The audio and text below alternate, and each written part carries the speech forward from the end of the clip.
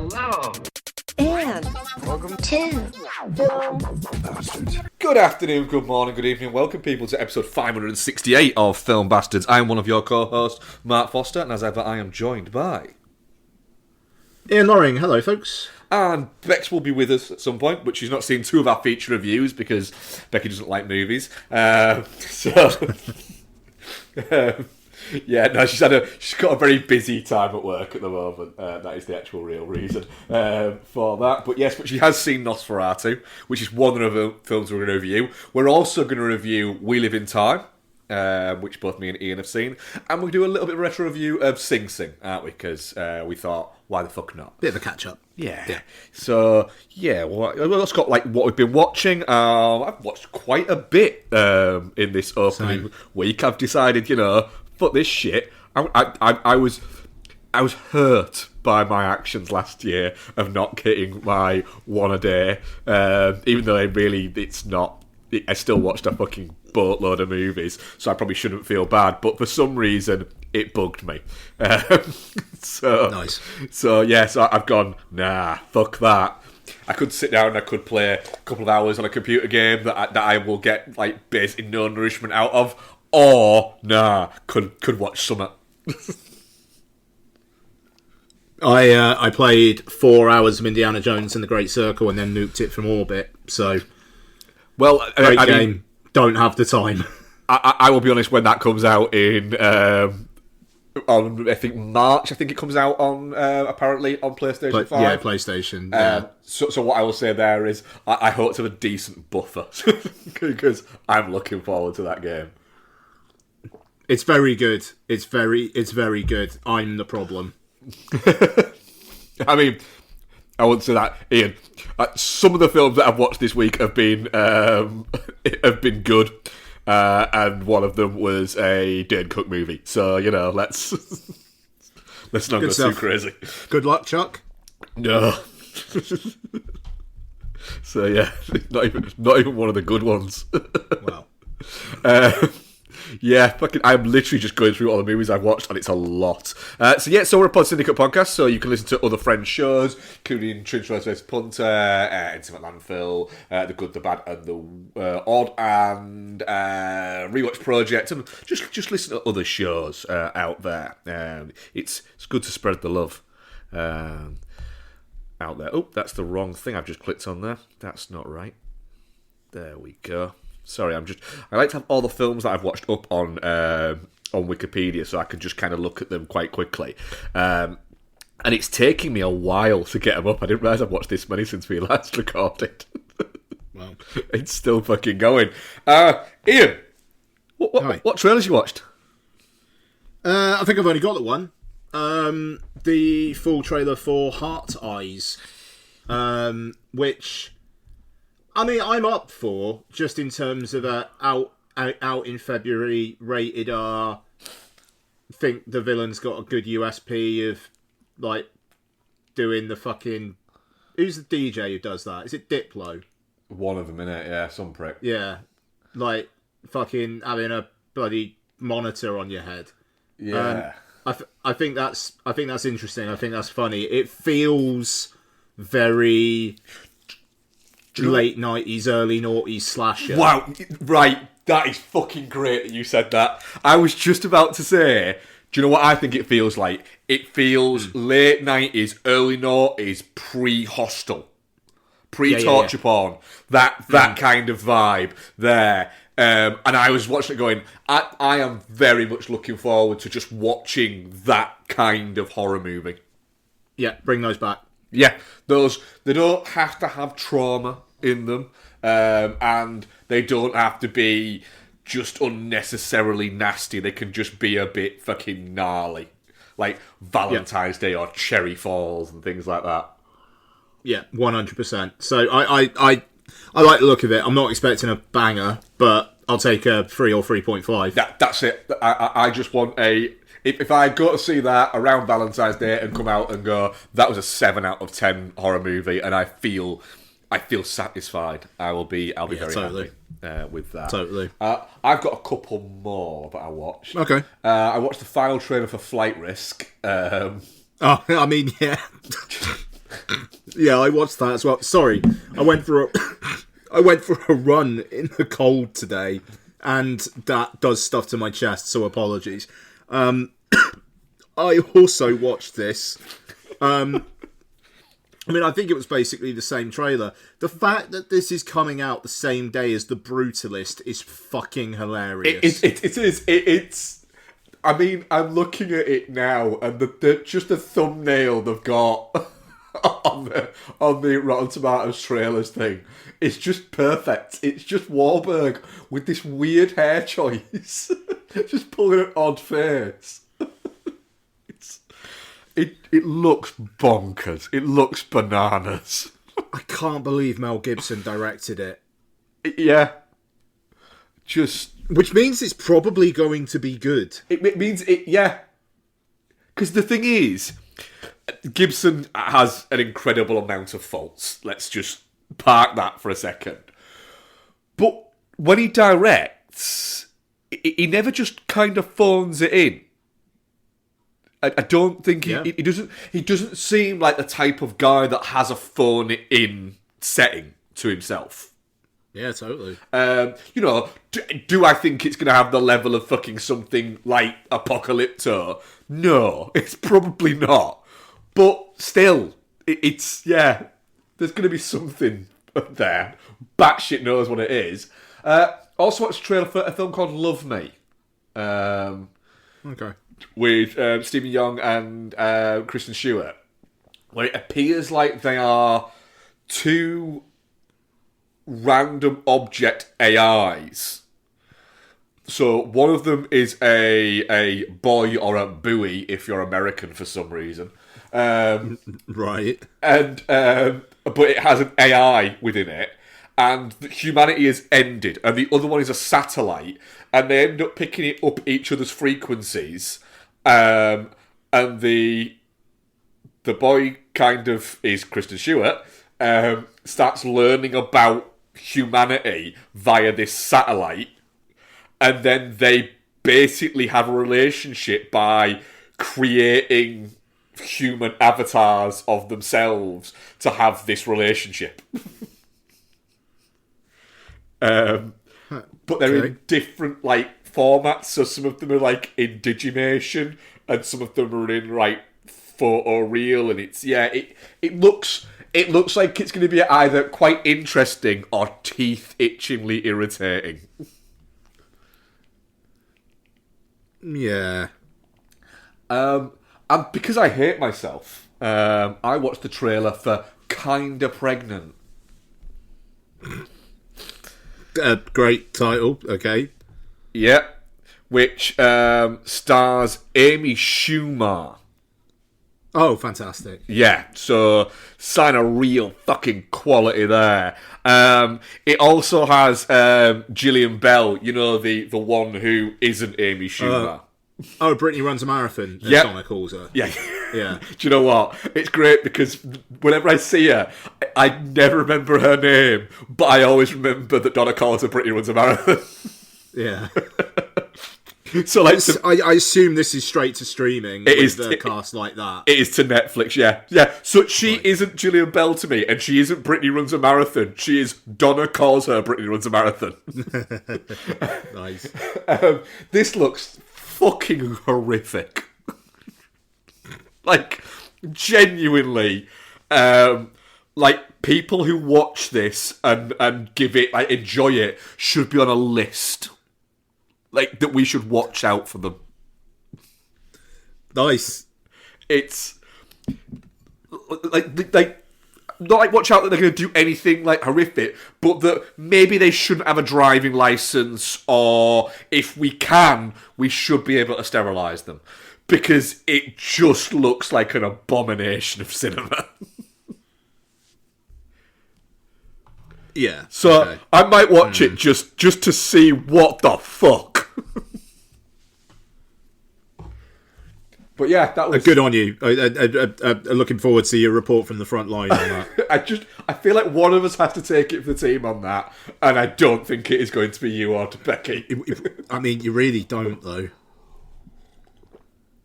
I kind of feel like I do now. Okay.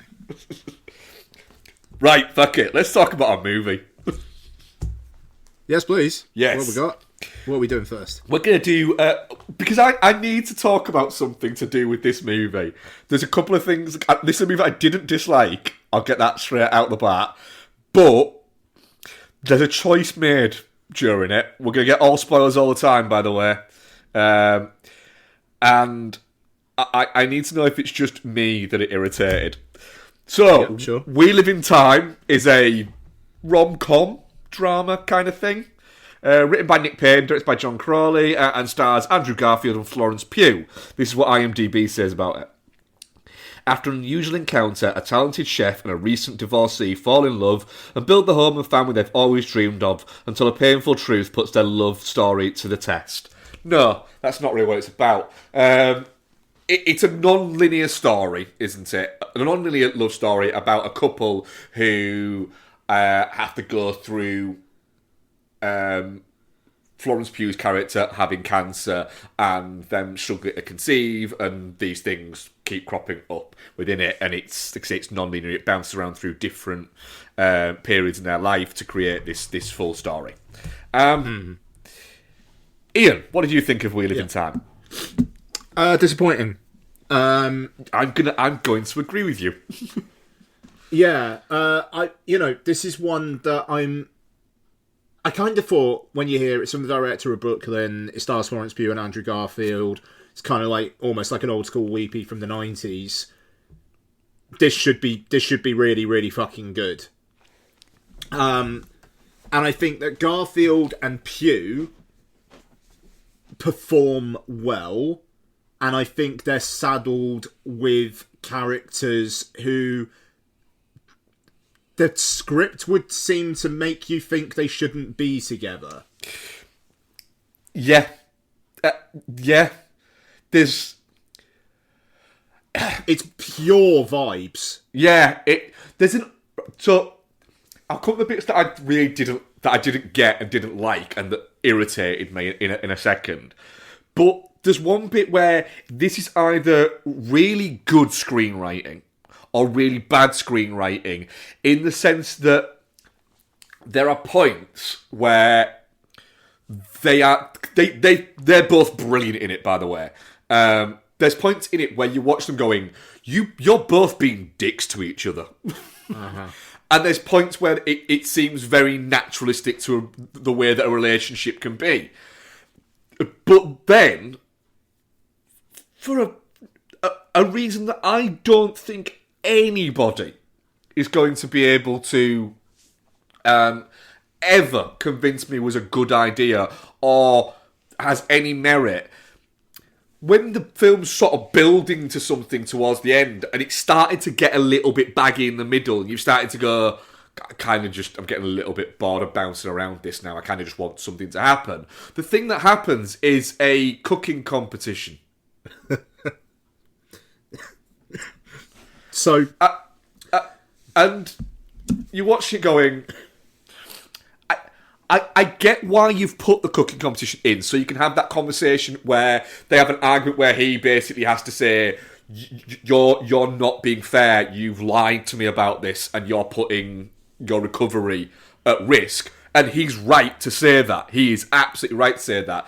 But she's also right to say, I want something else that I can be remembered fucking for. She's also right to say that. She still should have fucking told the bastard. But I can kind of... I'm alright with that just being a naturalistic fucking thing. What I'm not alright with is there being a cooking competition in the middle of this for no fucking reason.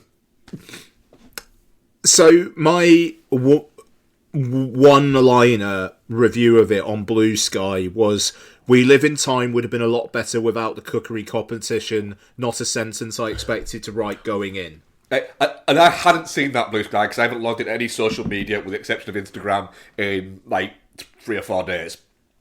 So it's a batshit. We need to find a wedge between them. I know she wants to take part in a cookery competition. And then not only that, but the cathartic moment at the end is that she does the entire thing And then I think the implication is she disqualifies herself because she can't be asked to wait around for the judging and wants to go ice skating with her family. Yeah. Which, it's just... I don't get why the film can't let her have her cake and eat it in that regard. They're there to support her. They travelled all the way. Mm-hmm. Andrew Garfield's made his peace with it. Let her do the cookery competition. She doesn't have to win. No. Because that moment then when she kind of like, she goes out and then like the assistant's like looking at her and then she walks up the steps. I was just like, what the fuck are you doing? Yeah. Which is not the reaction they're going for. And the other bit there is I'm watching going, that's really shitty on that other girl. Oh yeah. Because now she's got to go, I don't know where she's gone. And then going, well, you disqualified. She's like, oh, great. So I worked all of this for a fuck-off ice skating. It's really shitty. And that other girl's like, I shaved my head for this. Yeah, oh, no, yeah. No, yeah, quite. No, that's a good point. Do you know what? I hadn't even thought of that. But it's supposed to be this big, all right, let the emotions out moment. Yeah. And, and then you got that ice skating sequence. And that shot of her kind of in the distance, then it fades into after she's gone. I thought that was a really nice shot, but the sheer context of the situation, I was just put out. And the fact that the competition, I was watching it going, right, I know this is a real competition, but that isn't how the audience at that competition dresses. They don't all have, like, basically, like, fucking shirts on with the flag of their nation. It was just a bit... Is this the fucking darts, or is it a fucking haute cuisine cooking competition? There's a very Richard Curtis-esque middle-classness to this film that does not feel... I mean, it feels like it's aiming for a very specific... or it's aiming for a very wide audience, but it's going to hit a very specific audience in its... Hey, these are everyday people. Yeah. He's a data steward for Weetabix. She has her... Basically, when they meet, she has her own restaurant. Yeah, and they live on a small holding. Yeah. They moved it is the most middle-class fucking thing of, we live on a little small, a little freehold, and we've got, like, we raise our own chickens. Yeah, exactly. And the thing is, genuinely... I actually know people like that have that, and they're lovely people, but they come from incredibly, they would say middle class, upper class families. Lovely people, very good friends of mine, and it's not just like one couple I know. I know 3 or 4 like that, but they all have jobs like that. Honestly, the decision to have her be a chef and owning a restaurant felt like it was the writer watched season 1 of The Bear, thought it was the greatest thing ever. Hello? Season 2 of The Bear is the greatest thing ever, but watched season 1 and there was like, I need to write something where someone can say yes, chef. Unplug for a second.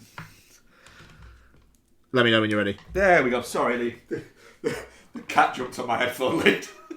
No worries. I'm not going to edit that out, so apologies, audience. But I was just saying, the whole she's a chef thing basically felt like the screenwriter watched season 1 of The Bear and was like, I need to write a film where someone says, yes, chef. Right, this was the other bit that genuinely... I'm actually going to have to read what I sent to Bex after I watched it, just so you can get the idea of how much... this fucking thing is starting to annoy me. So... I messaged Bex to say, just after I watched the film,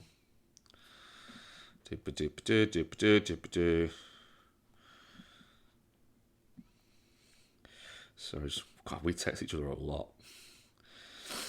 I messaged Bex and said, We Live in Time is a messy movie.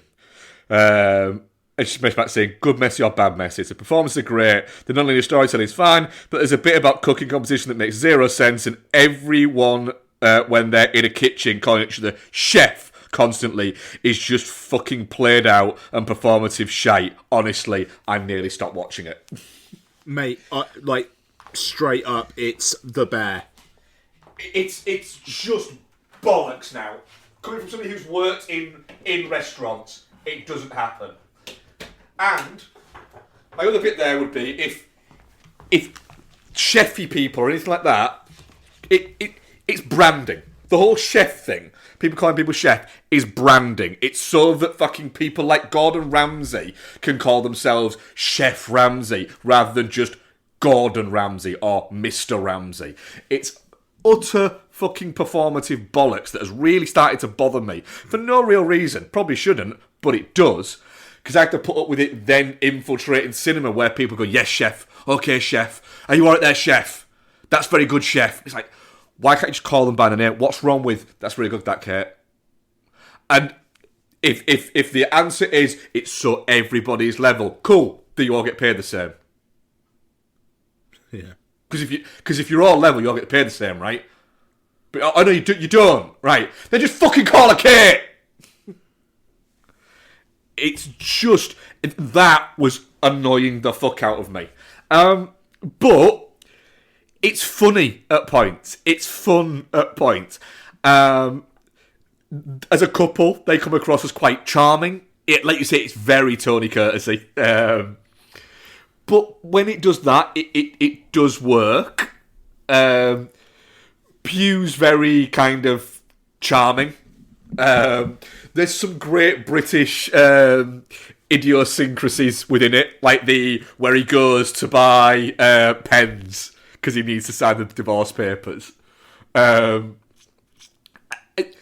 Once you actually think about it, it's complete nonsense, because what he probably should have just done was gone down to reception at the hotel and said, can I borrow a pen?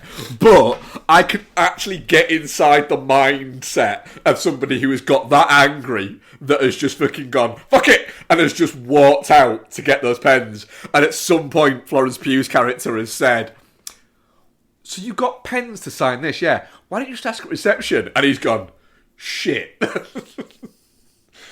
Yeah, I know, but I mean, to be fair, I'd let Florence Pugh run me over. Yeah, but then it's the bit of the fact that he buys 5, because that's what I would do. I wouldn't just risk 1. But it was the chocolate orange as well. It's just like, yeah, fair enough, mate.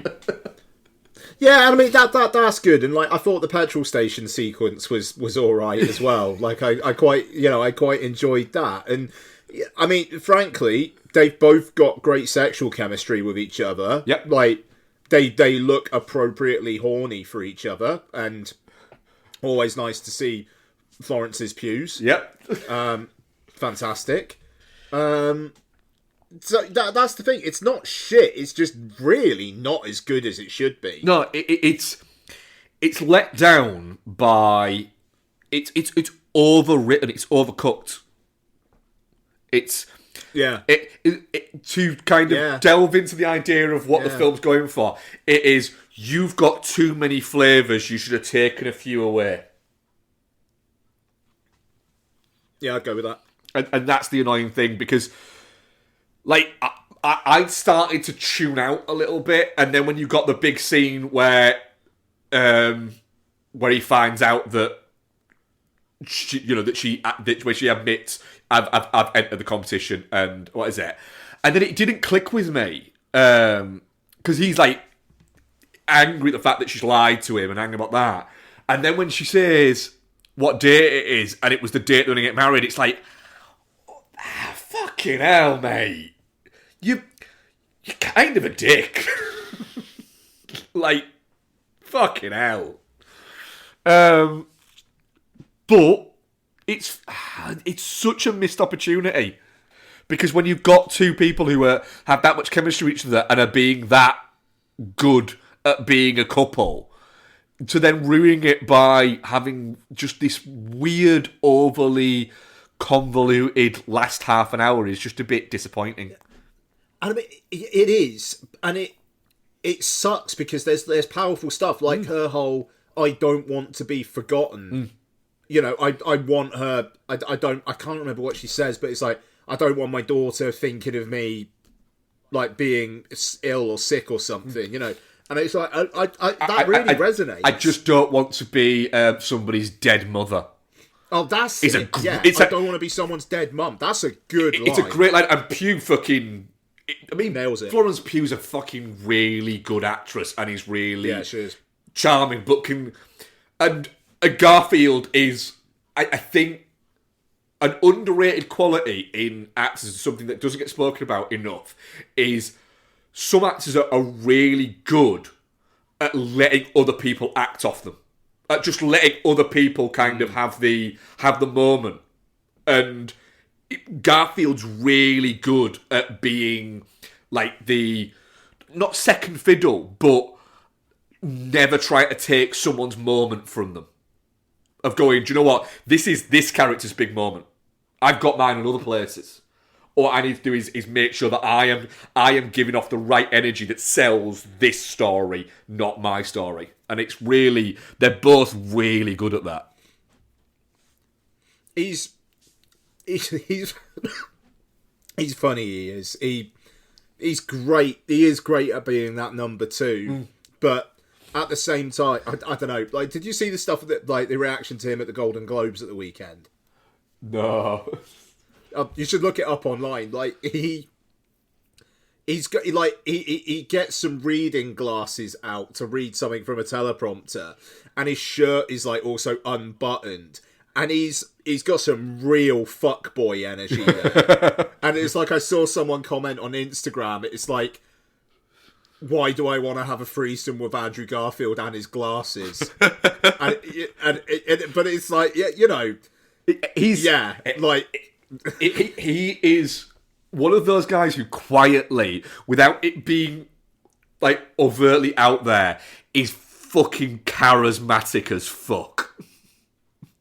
No, yeah, he is, and he can do the kind of shy, retiring kind of thing that he does in this as well. But at the same time, you absolutely believe why an absolute smoke show like Florence Pugh would be into it. Yeah, absolutely. He's going to be one of those guys where once he hits like 50, people will start going, fucking hell, Andrew Garfield's he's a good-looking older dude. It's like, Andrew Garfield's been a good-looking dude for 20 fucking years. How the fuck have you only just caught up? No, absolutely. I mean, like, if anybody listening has slept on it, Lin-Manuel Miranda's film Tick, Tick, Boom from a couple years back. Great. He is so fucking good in that. Yeah. Yeah, he is great in that, yeah. And of course, for anybody who wants to watch him just be an absolute fucking tool, Under Silver Lake is just genuinely one of the underappreciated masterpieces of the past 10 years. Yeah, 100. Yeah, that's a ride or die one. That film. Yeah. Look, definitely not shit. Definitely not shit. Haven't done my list for end of the year yet, but I wouldn't be surprised if it's in there in my disappointing. I said to Bex that it's definitely not shit, but it probably will be in my disappointments. Yeah. Our audience poll, though, I'll just get that up, is definitely not shit 25%, touching cloth 25%, and shit 50%. Yeah, sure. Not universally adored, I don't think, that movie. No. It's kind of disappeared as well. Yeah, it just didn't quite happen, did it? No. Never mind. Do another one though, you two, but with better material. Yeah. That'd be nice. Like when fucking Ryan Gosling and Emma Stone just did like a film like every 2 years with each other.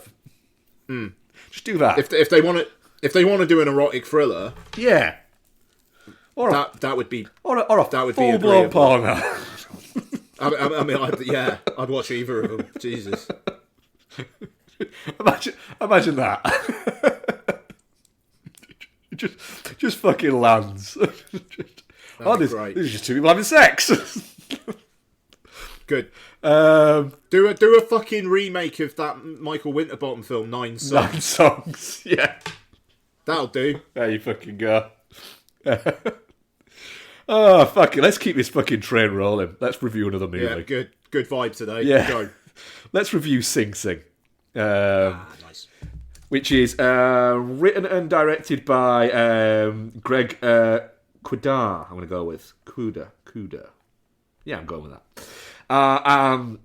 Stars Colin Domingo and Clarence Divine Macklin as himself. Paul Race is in there. And yeah, it's, well, We'll get into it. IMDb says, Divine G, imprisoned at Sing Sing for a crime he didn't commit, finds purpose by acting in a theatre group alongside other incarcerated men in this story of resilience, humanity, and the transformative power of art. Ian, Sing Sing. Yeah, so, I mean, this has been around for a while, I think it played the autumn festivals in the US the year before last.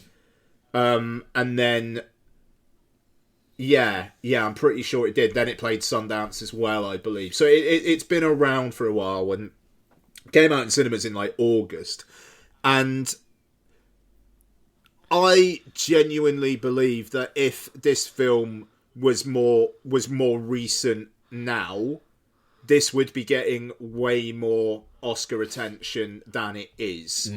As it is now, Coleman Domingo's pretty locked in for Best Actor, and that's about it. Yep. And I think that's a real shame.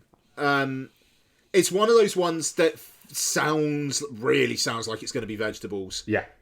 The power, a film about the power of the performing arts to help people go, kind of get through trauma and kind of like understand more about themselves. That feels like Vegetables. It feels like the most performative fucking wanky bullshit. It feels like it's going to be annoying. Yes. And I think if it probably would have been if it wasn't for the fact that it is basic, like the whole thing is the idea of Clarence Macklin, who, this is basically based on. There's an authenticity to it, which is pretty fantastic. I really, really like the fact that two things that I was expecting. One, you never get any other inmates going, "Oh, that shit's for fags." Blah, blah, blah. Yeah. It's accepted.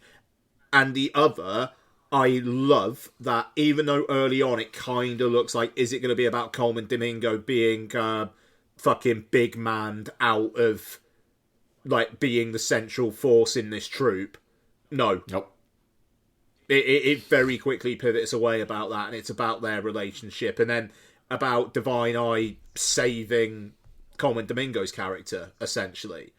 I think they put too much paprika on the sandwich with the trauma that Domingo goes through. Spoiler alert for the film. The fact his best mate dies and his appeal is turned down despite the fact he had evidence that he was innocent, I feel like that's too much. Yeah. And it felt artificial. Like you said, there was a little one, and it would have been fine. Yeah, it is a little bit. It kind of goes against like it goes almost against like the flow of the story. The story never seems to go, never wants to go too big. It often feels like it's going to, but it doesn't. It always says do you know what, that feels kind of relatively balanced. And then it just has that little moment where there's just a little. I think, yeah, you're right. It's just a bit. It's a bit much, and it's the one moment it's the one kind of like 10-minute bit of the film where I'm like, yeah, that's too much. I feel like I'm watching a film. Yeah. Now. Yeah. If I feel like that you've like you say you've added one spice too many. Yeah, exactly.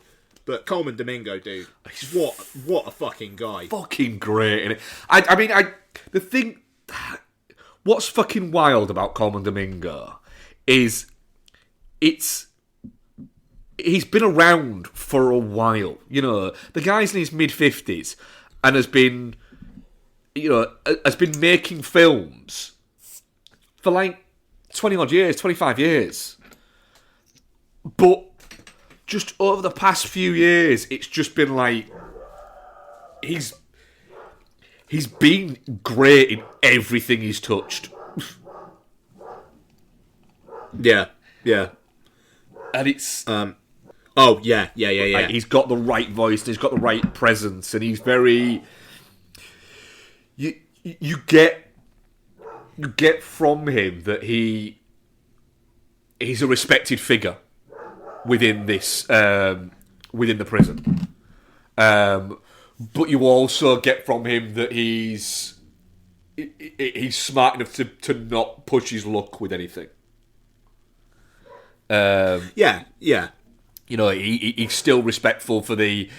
He's respected, but he's still respectful of the fact of I might have respect for the inmates because of this thing that I've done and this, but also as well, I need to fucking know my players. I can't start fucking swinging anything around because I am not part of a gang or any shit like that. Yeah, no, totally. Sorry, the dog distracted me slightly there, but it's he knows his lane. He's staying in it, you know, but he's got that respect. And again, like I just like the fact that nobody beats him up in the shower. No one tries to shank him because he's a fairy or something like that. You know, they're all just in there doing their thing, and that kind of I'm sure that is quite like what prison is actually like. Yeah. You know, it's just people fucking getting by, and like unless you got specific beefs with people, they just do their thing. And as long as like, because I thought that scene where Clarence Macklin's character's on stage, and then the guy walks behind him, and he's like, you know, what the fuck are you doing? You know, that I thought that was really interesting, but that's the only real sense of, you know, people have to look out to make sure people aren't going to, like, fucking stab them. Yeah. There was in this, and also that felt very much like that was his individual problem. It's not like all the others were doing that, you know. I thought it was interesting. Yeah, and I'd say it does feel like he's. Like you say, it is more him. He's got that paranoia. But he has to have that paranoia because of his role within the rest of the prison system that is outside of the bit we're seeing that is there. But it's just a really great score as well for it. I thought I really like the score. It never gets overblown. It never goes too over the top. But it does kind of frame the whole thing really quite nice. It's Bryce Dresser from the National, the band. I really, I felt it felt in keeping with the film, but it wasn't too overbearing. But like I said, I think I'm surprised this isn't more highly regarded than it is. Yeah, it's just really good filmmaking, and like I said, I was just saying, I'm surprised that it isn't more highly regarded, and I haven't seen it. I've seen it come up on a few lists, but not many, which kind of made me go, right, why? I don't get it. Now I'm looking at it and go, yeah, I think people might have missed a bit of a trick with this. Yeah, A24 fucked it with the release on this. Coming out in August just makes no sense. Yeah, it's weird that it seemed like, and I mean, yeah, they need to get better with their releasing dates. I mean, because the thing is, like, Everything Everywhere All at Once came out in May, but that was also a hit. That stayed in the public consciousness because it did well. Yeah, like Sing Sing just didn't really seem to do anything, and. Yeah, I mean, I think it's a real shame. It's a very, very good film, and Coleman Domingo and Clarence Macklin are both fucking great. Yeah, definitely not shit. Definitely not shit. Boop-a-doop-a-doo. We did do an audience poll for that. I'm just going to find out what it was. I think this was quite a popular one. This one actually. Definitely not shit. 100%. Yeah, that absolutely doesn't surprise me. It's just good filmmaking, and occasionally that's kind of all you need is just really good, competent filmmaking. Right, I know that I'm just going to check on something. That Bex didn't get chance to do her review ratings within the Basterds Buzzometer. So it's just Okay. me and you so far.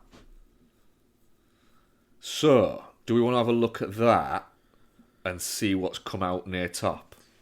Yeah, sure. Okay, so Basterds Buzzometer. What I've done here is I have compiled a list of how many films? It is But 65. 65. Yeah, 65 films coming out in cinemas and streaming. And I asked Mark to, and I asked myself to give our feelings of Buzz out of 5. Mm-hmm. And then I've averaged it up. So, first off, it's interesting. You've got the top 10, and then you've got 1, 2, 3, 4, 5, 6, 7, 8 films that all scored the same average outside of the top 10. Really? So I'll quickly go through those. So just outside the top 10, tied, basically kind of tied for 11th, even though 8 of the 10 actually scored the same average rating as well. There's only 2 of us doing it, so, you know. But those 8 were Happy Gilmore 2, The Running Man, The Naked Gun, F1, which I will say is my most anticipated film of the year. But it's not Mark's, so that dragged it down, unfortunately. Wouldn't have been Becky's either, to be fair. If Becky had actually contributed to this, it probably would have dropped further, so I'm happy with where it is. Ballerina from the world of John Wick, Black Bag, The Gorge, and September 5th. Now, I mean, The Naked Gun, we talked about it last week, but my God, that's going to be exciting. Yeah. Like, I feel like F1 and The Naked Gun are like the 2 out of those 8 that I'm particularly excited by. Are there any in there that you'd highlight? That I'm particularly excited by? Yeah. I mean, I would say... So I'm just looking now. So yeah, so we've got... Yeah, so we're taking from... The ones that I'm really excited by, I'm really looking forward to 28 Years Later. Saw the trailer before Nosferatu and just was like... Oh, sorry, forgive me. I meant out of those 8 that I just said. Oh, those 8, sorry, that you just said. Sorry. Yeah. Spoiler. Yeah. I'm looking forward to The Running Man. I'm really looking forward to Naked Gun just because I think it's going to be funny. I'm looking. I am really looking forward to, but also apprehensive about F1 in the fact that I really want it to be really fucking good because I don't want you to be disappointed. The thing is, it's Joe Kosinski. It's Top Gun Maverick, but at the world of F1. Yeah. Like, I don't know how that's not, like... Yeah, apparently, like, when guinea pigs are overstimulated, they pass out. Yeah, that's true. I feel like that's going to be me with F1. I wouldn't be surprised if I get 10 minutes in, and then I wake up and it's over. Yeah, just go straight back in again. Yeah. He is there having to sit down next to somebody and going, here's £10. If I fall asleep, slap me.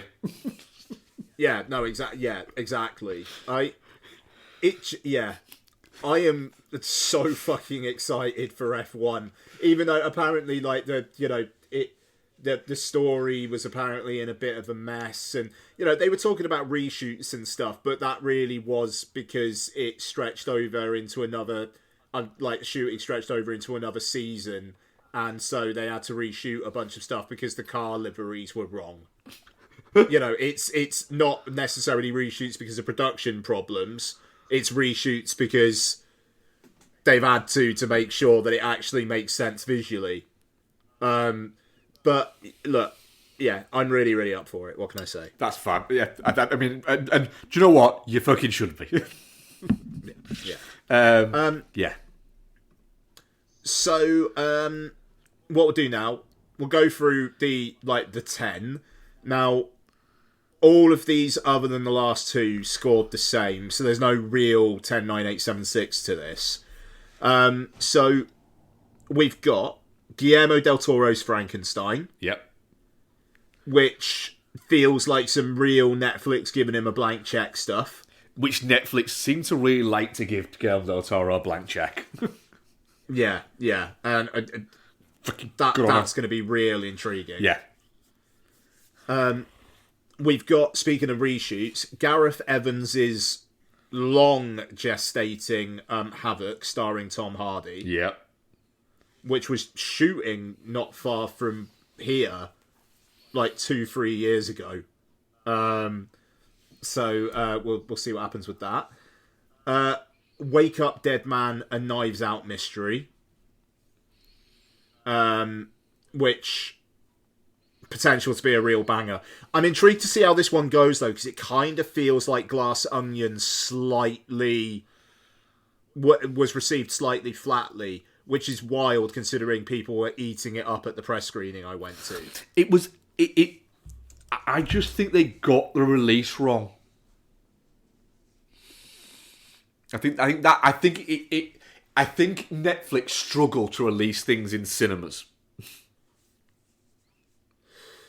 Yeah, I mean it's interesting because apparently they've now promised Greta Gerwig, yes, we will give Chronicles of Narnia an IMAX release, but only an IMAX release.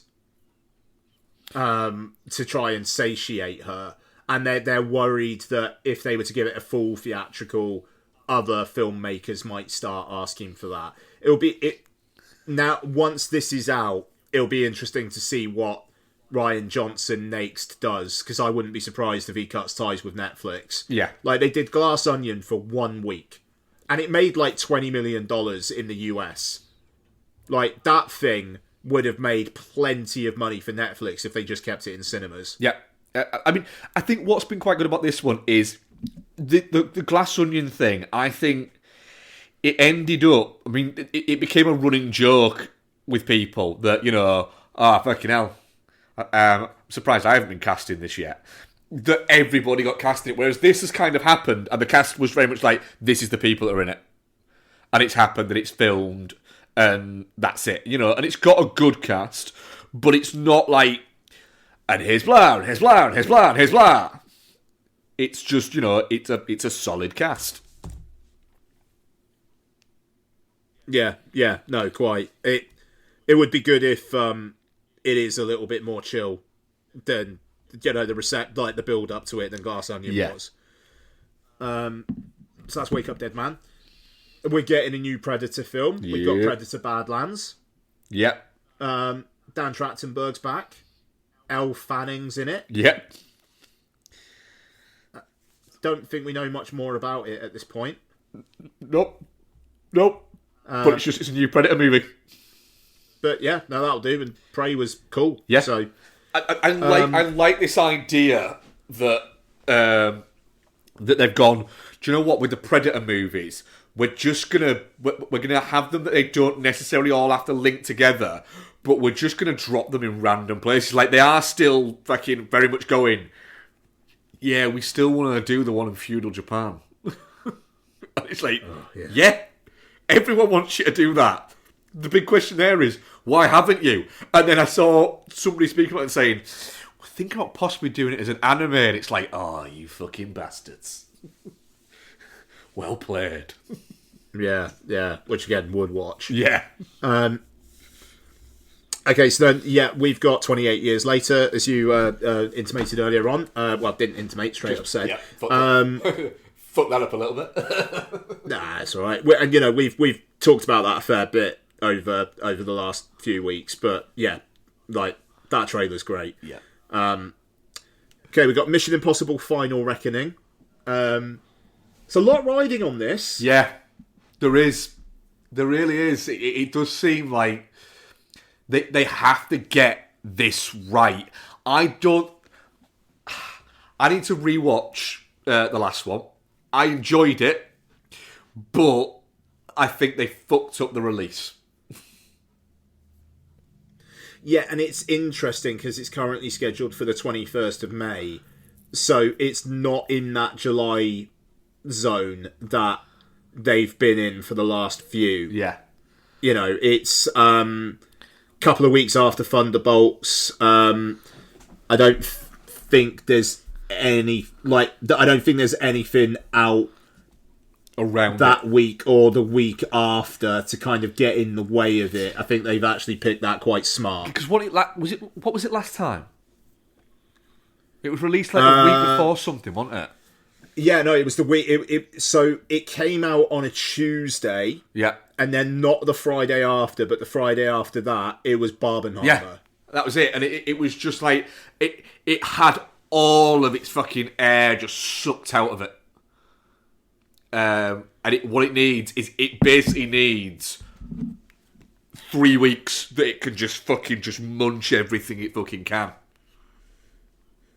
Yeah, exactly. And crucially, keep like IMAX screens and stuff like that. Like the fact that Mission Impossible basically only had a week and a half. That was such an unforced error. Yeah, and I think partially because, I mean, you had Oppenheimer, which was like the IMAXy of IMAX films, where, what was it, all of it was shot on IMAX cameras? Yeah, no, yeah, exactly. And, you know, Nolan basically demanding, hey, it's nothing but Oppenheimer for like 4 weeks. Yeah. So, like, they couldn't even put Mission Impossible in there if they tried, if they wanted to. You know, look, and, you know, we were definitely cooler on Dead Reckoning Part 1 than we were with Fallout. Yeah. I think everybody was. Yeah, which is fair because Fallout might be the perfect action movie. Yeah, it's up there. I mean, I'm going to talk about later on a film that I think is a genuine fucking masterpiece of action filmmaking. But yet, Fallout might be the most perfect blockbuster of all time. I mean, them's fighting words, but you know, I think that you could make a case. Modern blockbuster, because I think you can. You've got to throw in things like fucking Indiana Jones. I think is a fair. You can say, well, look at that. But yeah, of modern like era blockbuster, it is just like it's really fucking good, which is one thing, and it is a genuine movie star doing movie star fucking things. Yeah. We'll see. It's going to be an interesting one. Yeah. Okay, then we've got Mickey 17. Yeah, I'm just looking forward to just the absolute batshit fucking comedy that Bong Joon-ho's going to do with his blank check. And I feel like Robert Pattinson's such an interesting fit for Bong Joon-ho. Yeah. Because he clearly really likes like Asian cinema. Because he talks about it a lot, and he's in this. He did a Ghibli, and he's spoken about the fact that he really likes the vibe of these films, and he really wanted to work with Bong Joon-ho. It's like fair. Yeah, totally. Looking forward to this. His absolute determination to not be a movie star is fucking brilliant. He's just using it really, really smart. Yeah. He'll do Batman Part 2, and then after that he'll be able to do whatever the fuck he wants for another 5 years. Yep. So yeah, good. And then the last one that all scored the same, Sinners. Ryan Coogler shooting his shot. The whole, after 15 years, he basically takes the rights to the film off of Warner Brothers. That rules. I love that betting on yourself shit. Yep. Shot in a lot of it, if not all of it, like shot in IMAX. And Michael B. Jordan playing twin brothers in a fucking film about vampires. I'm really excited because the thing is, he arrived on the scene, Coogler, with Fruitville Station, and it's a fucking great movie. And then he did Creed, which is another very good movie. But then he's just been doing Marvel things for like the past 7 or 8 years. It's just going to be nice to see him doing something that isn't franchising. Yeah, totally. You want people to do some Marvel time and then do something like this. Yeah. And if then after this it's like, all right, I'll do Black Panther 3 with Denzel Washington. Go on then. Fine. Yeah. Again, I'd like to see that. Yeah. If Letitia Wright can die on the way back to her home planet, that would rule. But, we'll see what happens. There's scuttlebutt out there that Marvel are looking to recast for T'Challa as well. It's been all over Reddit the last couple of days. Would assume that'll be linked into Avengers Doomsday or something. Yeah. But that's... good luck. Oh, fucking imagine if they just went Michael B. Jordan again. I mean, there's a world. Yeah, there is. There's a world. But yeah, look, Ryan Coogler doing a straight up genre movie in IMAX. Yeah. Great. Yeah. Very much up for it. And then our top two. So we have got... I was kind of surprised to actually see this up here, but I'm like pleasantly so, and maybe I shouldn't be surprised. Maggie Gyllenhaal's new film, The Bride. Christian Bale as Frankenstein, Jessie Buckley as the Bride. Interesting. Really just interesting cast beyond that as well. Yeah, who else is in this? So Jake Gyllenhaal is in it as an undisclosed role, but John Magaro's in it, Peter Skarsgård's in it, Penelope Cruz is there, Julianne Hough, Annette Bening is there, Louis Casimir, who is one of those guys where you look at him and go, oh yeah, it's that man with that face.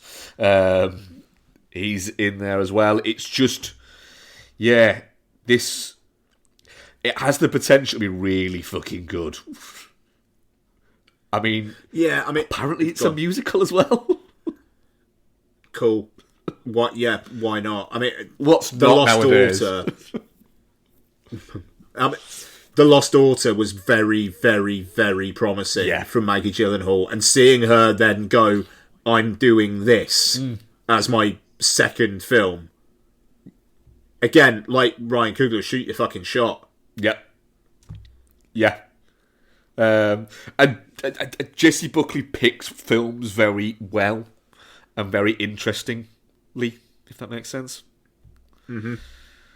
So yeah, I'm just really looking forward to it. Like I say, I think The Lost Daughter was such a good film that this is like, yeah, fucking sold on that. If you're going to do something that is just out there, why not? Yeah, absolutely.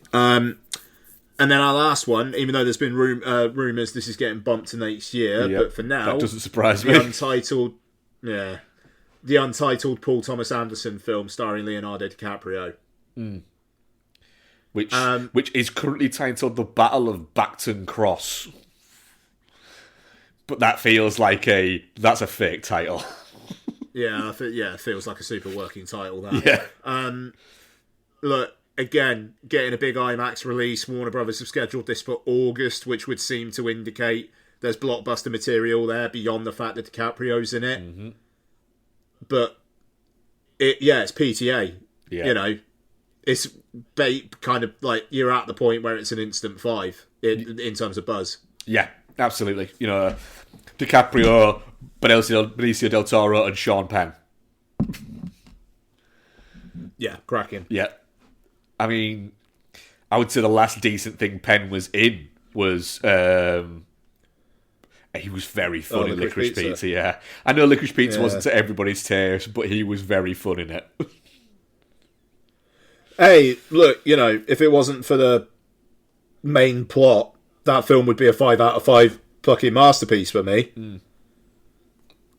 I need to rewatch that because I was very vibing with that.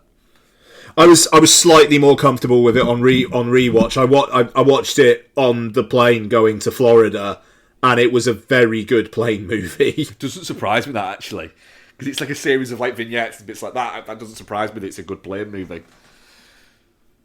Yeah, Top Gun Maverick, the outfit, and Licorice Pizza were a hell of a 1, 2, 3. That is pretty fucking good. Yeah. I mean, I'm fucking looking forward. There'll be things that crop up that we didn't know about that just come out of fucking nowhere. But yeah, it's gonna be a good year. Yeah. I mean, I will just say our bottom 5. Oh god, what were they? Okay. Bridget Jones is mad about the boy. Bridget Jones mad about the boy. Yep. It's not for us. No, it's not. Downton Abbey 3, Maggie's Revenge. It's not for us. Is it actually called Maggie's Revenge? No. Good. I did think. That can't be real. Deary me. Avatar Fire and Ash, which would ostensibly be for us, but I genuinely don't know if I'll watch it. I don't care. I just don't give a shit about fucking sand people. Yeah, just okay. This time there's Na'vi, but they're not nice. But then by the end of the film, they'll probably be nice. Yeah. So there we are. The Electric State. Yeah, Millie Bobby Brown and Chris Pratt in a Netflix film directed by the fucking Russos. Yeah, it's like it's just the shittiest gumbo of a movie you can imagine. Yeah. And our very bottom, and the only one that scored a 1 from both of us, is Snow White. Yeah, we do not give a shit. Yeah, no. And, oh God, it made me laugh. I can't remember what the context was, but Lottie said the other day, I don't care about the new Snow White. And it was like, wow, all right, cool. Do you know what, Lots? You shouldn't. Yeah, no, it was like, yeah, good on you, kid. Like, if that means I don't have to take you to see it, brilliant. Yeah, that is the best informed film opinion you can have there, Lots, because nobody else gives a shit either. Yeah, no, absolutely. And I mean, it's like 2 weeks after it, Minecraft comes out, and that's just going to crush. Yep, fair. Okay, so there we are. That is the Buzzometer. Cool. Yep, go ahead. What have you been watching here? Oh, okay. Excuse me. Sorry. Yeah. So I've had a relatively busy one as well. Actually, sounds like you're going to be busier than I. But I finished off my Die Hard rewatches. Yeah. So Live Free or Die Hard, or Die Hard 4.0 as it's known over here. I quite like it. It's, you know, the analog hero in a digital world stuff. Sure, you know, it's he drives a fucking car at a helicopter because he was out of bullets. That's great. It is pretty fucking cool, actually. Yeah, you know, I think him and Justin Long have actually got pretty good chemistry together. Timothy Oliphant's not a patch on, you know, any of the other villains really, but he's a dickhead. He's got good dickhead energy. Yeah. You know, like that's kind of minimum viable for these, but that works. And yeah, I think it's okay. Like, it's the worst of the first four. But then, by a fucking country mile, the worst one is the last one, A Good Day to Die Hard. Yep. I will read my Letterboxd review. Makes Die Hard 4.0 look like Die Hard. Some points. I felt personally insulted when they aped the Gruber falling image. So Yeah. the main bad guy does a fall, and it's framed like the Gruber one. And he's cracking the it. Like the bad. I genuinely couldn't tell you anything about him. He's shit.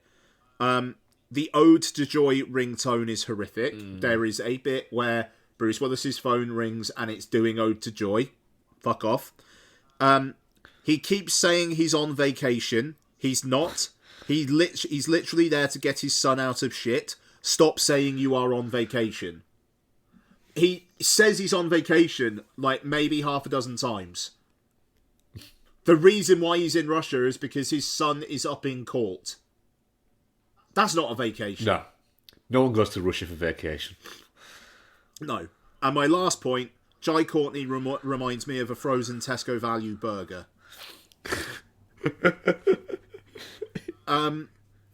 Fair. Jai Courtney having to, like, being John McClane's son, massive mid-teens casting energy, and I hate it. Yeah.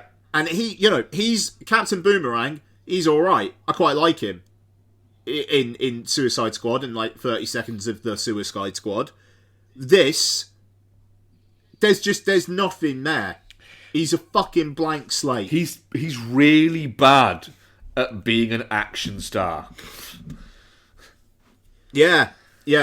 He looks like a parody. He looks like he should be in a parody of an action film. It's like that Sean, what's his name? He used to be in EastEnders, who ended up being in Meet the Spartans. Yeah, Sean. I don't even know. It's something Young or something like that. Hughes, something like that. I don't think it's Sean Young. No, it's not Sean Young. Fuck, that's something completely different. That really would. But yeah, it's Maguire. It's like Maguire. Yeah, that's right. It's like he's the Sean Maguire equivalent, where he should be in, I don't know, a parody like Die Hard Again ? Or something. Action shit. It's like 95 minutes long. It is just like, oh god, will this do? And John Moore, who directed this, who directed Max Payne as well. Like, I'm glad he seems to have disappeared. Yeah, he's not done anything. Actually, wait, did he do something fairly recently? I won't be happy if he has. Oh man, he looks like a piece of shit as well. No, he hasn't made a film in 8 years. Nearly 9 years. The last thing he made was that Pierce Brosnan one, IT. Oh god, yeah. That was an absolute piece of shit as well. Fucking hell, man. I mean, that's a career, that is. Behind Enemy Lines that people like. Behind Enemy Lines, I think is actually a decent film. And then Flight of the Phoenix, which I remember being alright. Yep. And then The Monkey's Paw really takes its stuff. That remake of The Omen that they literally made just so they could release it on 666. Yep. Oh, God, yeah. Max Payne, A Good Day to Die Hard, and IT. Yep. God, Max Awful. Payne is bad. Yeah, I mean, Max Payne is rough. Yeah. Fucking... man. Anyway, yeah. A bad, really, really bad ending. That. Really, really bad. I rewatched Dune Part 2. Ooh. Which I'm gonna blow my nose a second. Yeah, like basically Dune Part 2, still a 5 out of 5 banger. Can't believe how much I like it more than the first one. They almost kind of like feel like two completely different fucking films to me, even though it's a continuation of the same story. No, I can see what you mean though. I mean, yeah, no, yeah. Sorry. Looks amazing. I love the story. I love the fall of Paul. Like the way that he has. It's like his fate is just set, and he's got to walk down the fucking path. Yeah. And like Zendaya is doing so much, saying not a lot in this. Like some of the looks that she gives, like the anger and the hurt. I can't fucking wait for her to, like, chew him the fuck out in the next one. Like, take some revenge. I cannot wait. Really interesting film, Dune Part 2. I watched the Criterion 4K of the original Godzilla. Ooh, what's that like? Looks great. Looks really, really nice. Stuck this on Saturday night for some reason. That feels Saturday night. Very, very sad film. A profoundly sad film. The last 5-10 minutes is not a success. It's a tragedy. And the film knows it and really plays it out. And I love that it does. Yeah. Poor Godzilla. Yeah. But at the same time, when he's rampaging around Tokyo, he's got that real dickhead Godzilla energy that you love to see. Yeah, that fucking grin. that not like, I'm not even destroying stuff because this isn't stuff to me. It's just things. It is the sand beneath my feet. Yeah. It's just like, just casually swatting things away that are in front of him. Like, it's great. You feel sorry for him, but he's such a dickhead. Yeah. It's cracking. Couple more. Got round to Heretic. Ooh, yeah. So, I was WhatsApping you while watching it. Maybe the funniest scene of the year in this film when Hugh Grant, I don't want to spoil it, but Hugh Grant has a monologue about Monopoly. Yep. And there is a reveal of a version of Monopoly which was incredible. It's so well done. It was amazing. That film, when it's just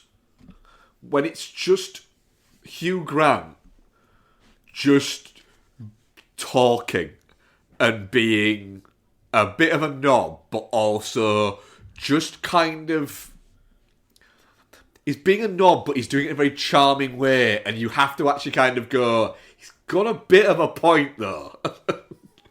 Is just glorious, and it's a fucking great cardigan. Yeah, no, it is. Yeah. He's great in this.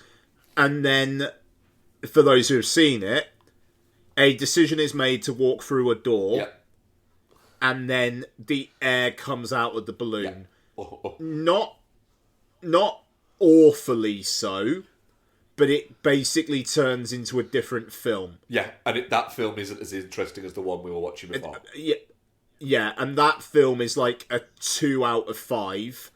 The film before it is almost like a 6 out of 5 for me. Yeah.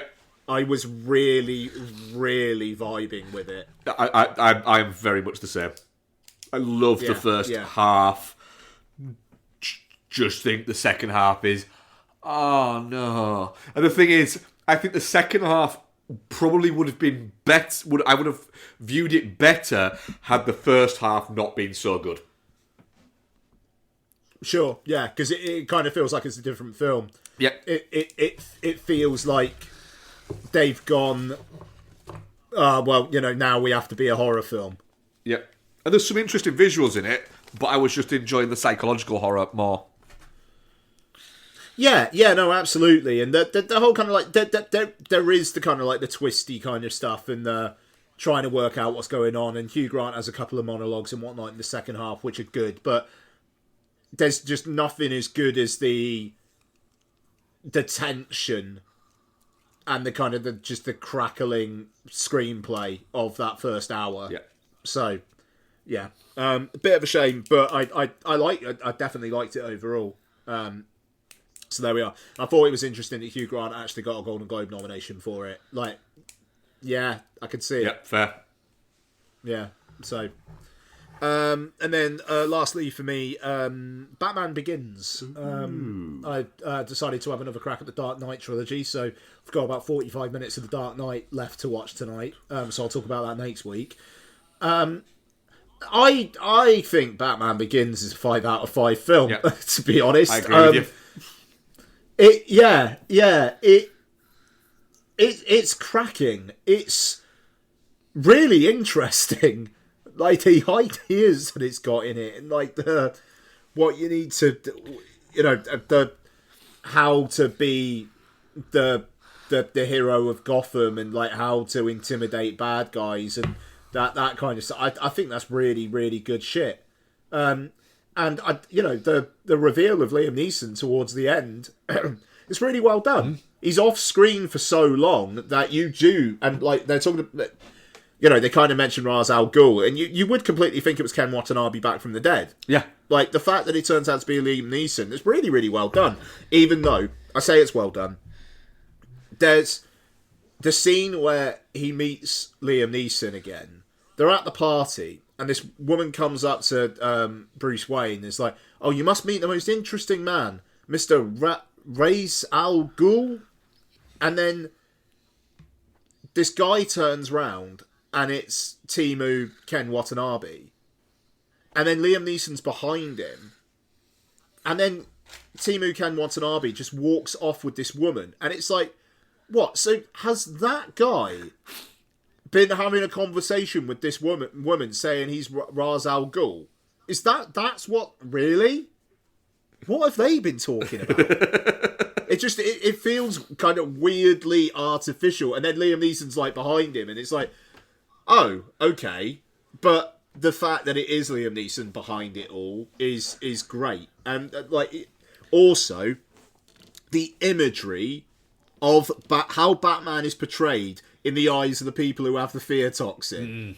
Like, so Cillian Murphy sees him, and he's this big, chonky, rubbery horror movie villain. Yeah.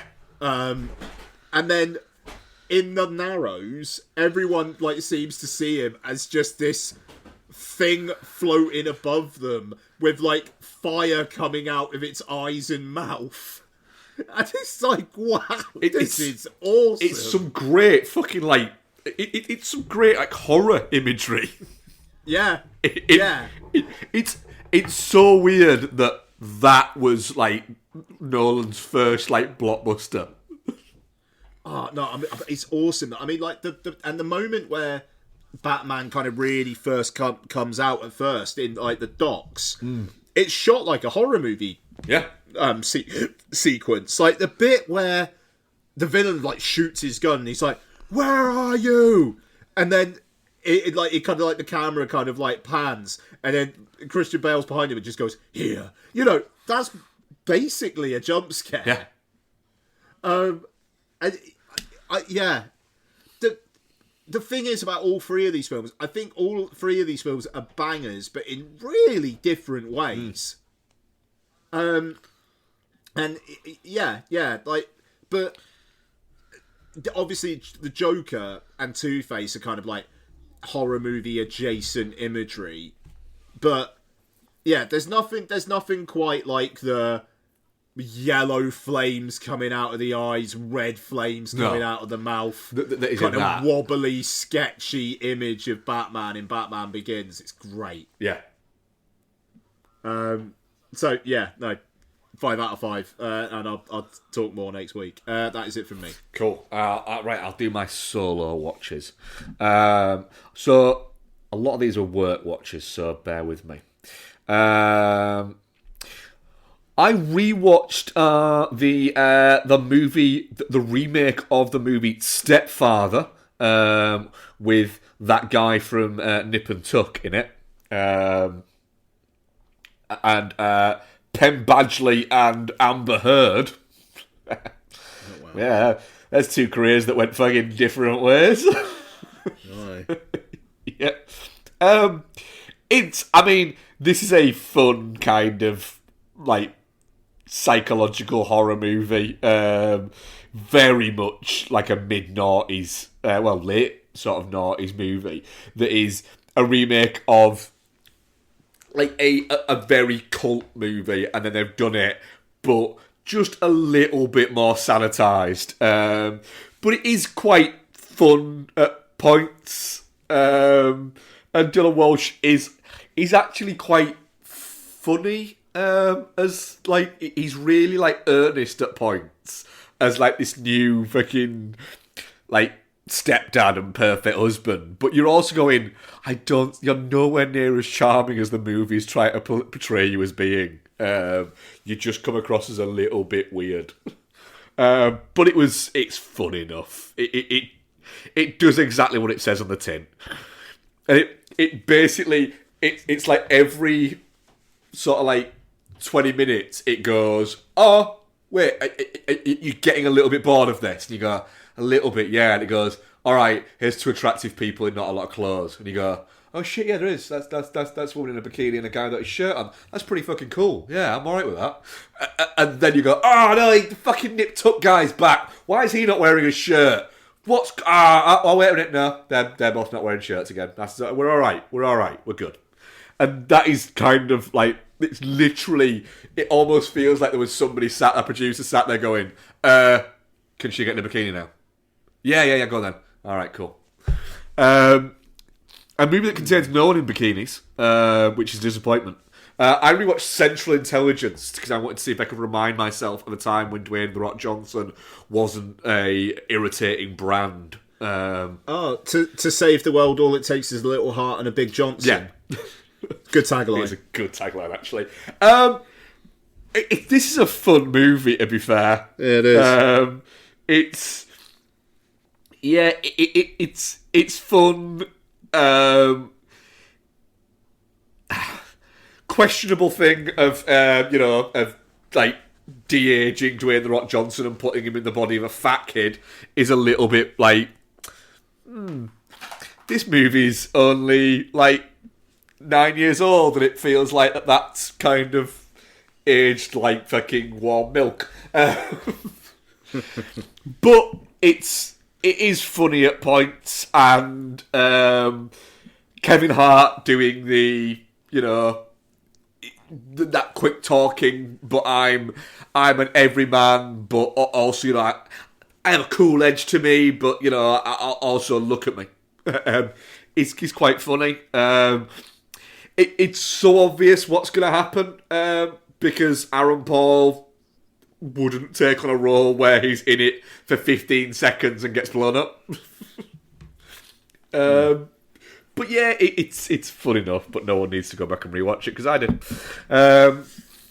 I've seen it a couple of times, Central Intelligence. I somehow went back to it. Yeah, it's perfectly fine. The Dane Cook movie that I teased you all about earlier was Employee of the Month, a movie which grossed nearly $40 million. Which is fucking wild, because it stars Dane Cook, Jessica Simpson and Dax Shepard, and it's about employees at a basically Costco, and it was shot in a fucking Costco. And do you know what? This movie looks like it was shot in a Costco. But better than a parking lot in Georgia, though, am I right? It's better than a parking lot in Georgia. Yeah. Hi, everyone. Hello. It's shit, but I laughed probably more than I should have. Is what I would say on that. I'm going to do a film that we both watched, but we didn't watch together, did we, Becky? No, we watched them separately. We watched this separately. But for like the past week and a half since we podcasted, and I watched it, I think like a couple of days after we podcasted last. Every movie you've spoken about, what have I said to you? It's not John Wick 4, though, is it? It's not John Wick 4, though, is it? I rewatched John Wick 4. John Wick 4 is a what else have I said, Rebecca, repeatedly? Even when you've asked me questions that are not related to films. Masterpiece? It's a masterpiece. Yeah. Rewatch John Wick 4. John Wick 4 is a fucking masterpiece. I could watch Donnie Yen go upstairs just as a whole film. Donnie Yen fighting might be genuinely one of the most beautiful things in cinema. I am not meaning that as like a piss-takey fucking highball thing. It is poetically beautiful watching him do fight sequences. The the bit within the movie where he's attaching all of these things to the side of things, and you're going, oh, what the fuck are they? Oh, are they like little fucking bombs? Oh, what the fuck are they? There's a little red line going up and down. And the fact that it's motion sensor doorknobs so you can hear people is just, wow. Yeah, fucking hell. I got hard and came all at once with that. Wonderful. Just explosive arousal. It was, I'm still erect. Keep fucking going. It was just beautiful. I genuinely mean everything I'm saying here. But John Wick at the end of the movie, all spoilers for a movie that came out only like 2 years ago, well, 18 months ago. But John Wick at the end, once he's killed that guy, once he's killed the Marquis, the bad fucking dickhead, Bill, who plays great bad dickheads.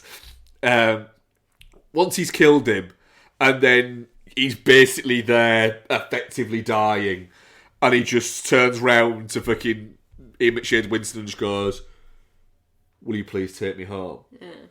And he just looks at him, I am not the biggest Ian McShane fan in the world. I think that... He has got a good emotive face, though. He does. I think he's one of those guys whose talent doesn't quite match his ego. But his reaction to that, of just looking and going... and he just goes, yes, Jonathan. It's just... I was there going, I can't believe how upset I am right now. I do really enjoy as well. What? I really enjoy seeing Clancy Brown turn up in things. Yep. Like, even if it's just a bit part. But also the Scott Adkins bit. Where he plays the Killer Harkin. There. When he's got them round the table and he's there going, so, he wants to kill me. You want to kill him. You want to kill him. And you're being paid to kill him, but you don't want to kill him, but you want to kill him. It's like, oh, this is good. It's just, it's the perfect kind of like silliness to sort of get you going, oh, all right again. Yeah, what a fucking treat. It is. And masterpiece. It definitely went up in my estimation watching it. It is too long. It's not. You're wrong. That's fine. But it definitely has gone up in my estimation from last time. Because it's a fucking masterpiece. Do you know what I don't get, though? What? Right. So, they're doing a spin-off movie. Yeah. Of a character that's not been introduced. Am I right? Ballerina's not in it at any point, is she? Not in this one, no. It's inferred within, I think, 3. But she's not shown. No, she's not. She's not shown.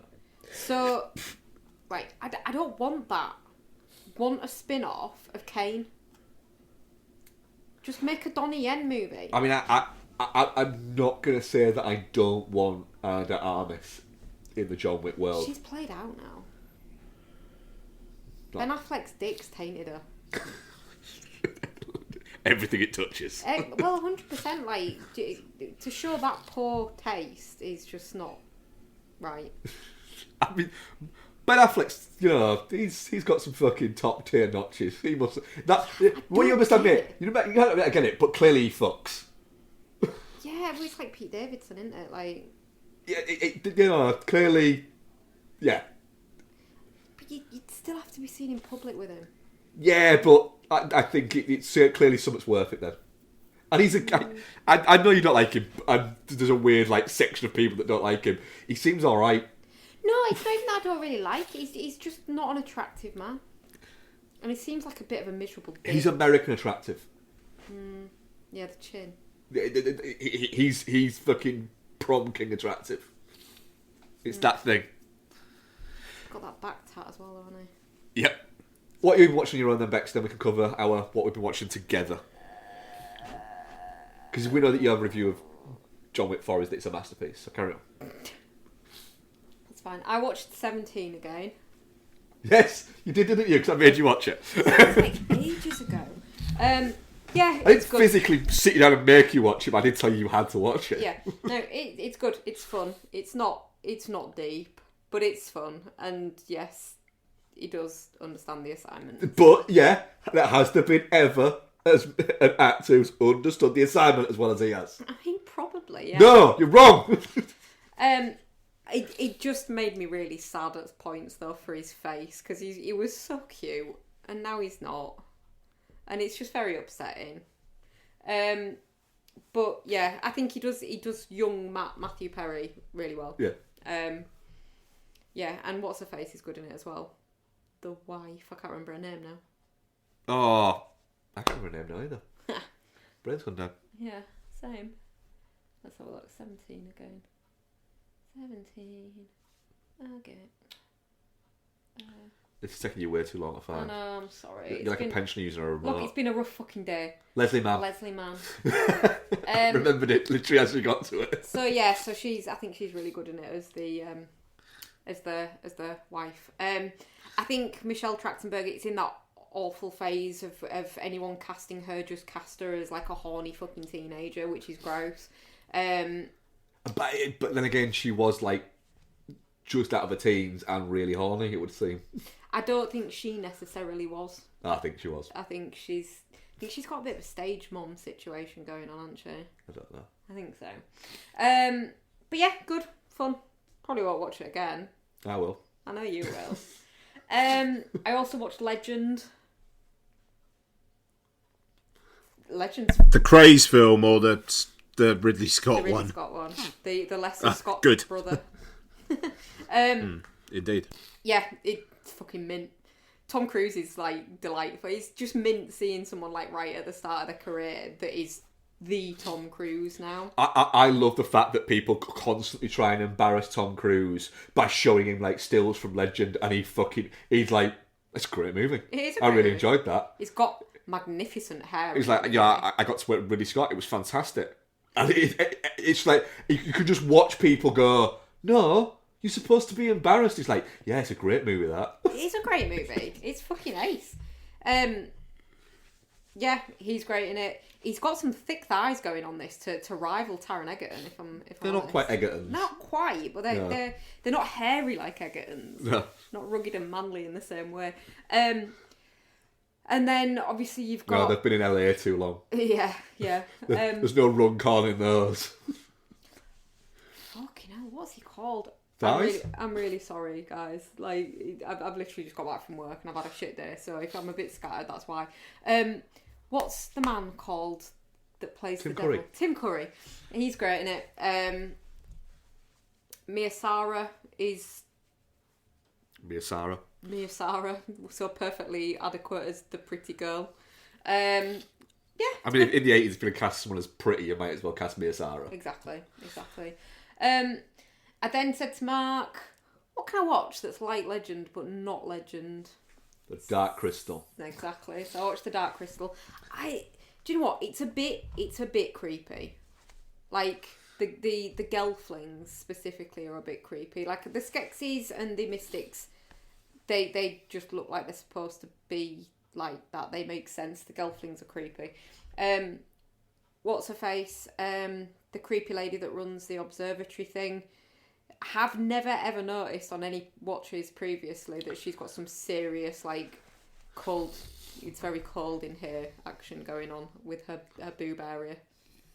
But yeah, so that's my new She's got takeaway. some Mila Jokovic's. I don't know what that means. Is she a big nippled lady? Yes. Okay. Sure. that's my new takeaway from The Dark Crystal. Damn, she's got some big nips. But yeah, my long-standing take on it is that it's great. I watched My Old Ass with Aubrey Plaza and a blonde girl who maybe cast someone that looks a bit more like Aubrey Plaza if that's going to be the storyline. But Yeah. whatever. Yeah, there is no way that girl becomes Aubrey Plaza. No. And that's not explained in the film at all, because I wondered that when I saw the poster. No, it's not. No. No. Huh. No. It's a bit shit, then it's quite sweet, and then it's really sad. I've watched 20 minutes of it. That's probably the bit shit though. fine, but it was really shit, the bit that I watched. That's fair. I will go back to it, but I don't want it. Yeah, it's a real generic selfish teenager wants to leave her hometown movie. Then you've got the mushroom trip and the timey-wimey shit, and then there's a boy, and her relationship with the boy is really quite sweet and engaging.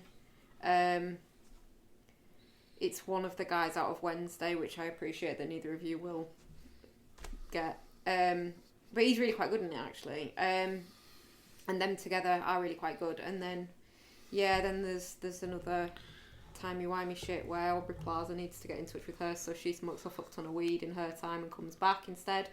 And then just some real sad shit, which I'm not going to give away. It's fine. I won't rush to watch it. I'm not gonna. Don't. I also watched Warm Bodies. Nicholas Hoult. Nice. Playing a zombie that's gradually becoming unzombified. It's quite sweet. It's quite cute. The power of love wins out. Good times. And I watched... and I watched After Yang, which I wasn't really vibing with. And then I was, and then I wasn't, and then I was. And I think overall I did. I think overall it's good. I think once he sort of starts watching, because you've seen it, haven't you, Ian? Once he starts watching the memories and it turns into a bit of a kind of like detective-y vibe where he's trying to find out about Yang's previous life. Yeah. I think that's when it got interesting for me, but that's quite a way into it. There's a lot of pondering in there. There's a lot of... Yeah. talking slowly and very calmly, and gentle parenting, and staring into the distance, and all that shit can just fuck off. It's when what's his face, Colin Farrell, gets a bit like riled up and starts delving into Yang's history that it gets a bit more interesting. Fair. It's all right. Is After Yang. I was a little bit disappointed, but it's all right. Yeah, I think because it was so bigged up, I think I was just expecting something more. But I think it's quite an interesting, like... I think if I was expecting it to be like it is when I watched it, it wouldn't have kind of confused me as much. But I think it is quite an interesting kind of comment on what constitutes humanity.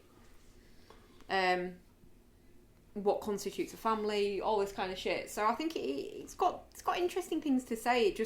I think because it says them in that real patronising, fucking quiet, fucking calm tone, it just makes me want to just tell it to fuck off. Fair. Speak to me on my level, swear a bit. And that's it. That's all I've watched on my own. So, we watched San Andreas, didn't we? Yes. Nice. Because it was New Year's. Yeah. And we watched disaster movies. We watched disaster movies on New Year's, don't we? Yes. It's good. It's San Andreas. Maybe we are causing the problems. What problems? Like with the world by watching disaster movies every New Year's. Maybe it's us. What? Maybe on some kind of cosmic level. All problems? All of them, yeah. I don't think we have that much power. Maybe we're poisoning the world on some kind of cosmic karmic level. Well, let's put it to the fucking test. What, I'll just watch something real happy next year? Yes. Okay. Yeah. Sorry, I've been interrupted. Yeah. I mean, it's fun. It's San Andreas. It is, yeah. It's just a big dumb disaster movie Yeah. with a big dumb guy in it. Yeah. Yep. Yeah, do you know what? It's good. And the thing is, the fact that when The Rock Johnson is such a fucking tool now, and we're not going to let it ruin films that when he wasn't a tool. And it's, it's delightful spending time with Alexandra Daddario.